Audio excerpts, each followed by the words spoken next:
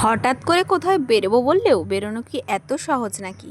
যেহেতু এখন আমি অন্যের বাড়ির বউ, তো দেখো আলতা পরে নিচ্ছি। আলতা পরানো একটা বিশেষ কারণ আছে, পুরো ভিডিওটা দেখো তোমরা, তাহলেই কিন্তু বুঝতে পারবে।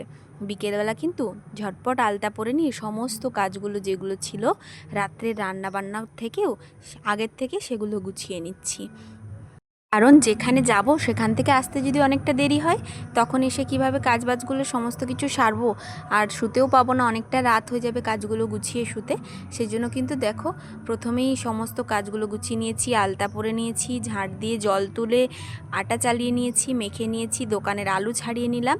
এরপর একটু খিদে পেয়েছিল বলতে ঠাকুরের প্রসাদ ছিল, তো সেটাই খেলাম একটুখানি।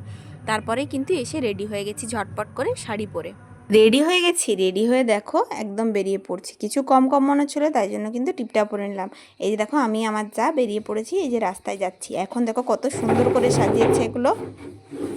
তোমরা কিন্তু মায়ের দর্শন করতে চাইলে পুরো ভিডিওটা তোমাদেরকে দেখতে হবে। দেখো কত কিছু আয়োজন করেছে, গোটা পাড়াতেই কিন্তু এইভাবে আয়োজন হয়েছে। আর ভিডিওটা কেমন লাগলো একটু কমেন্টে জানিয়ে আর মনের বাসনা পূর্ণ করো।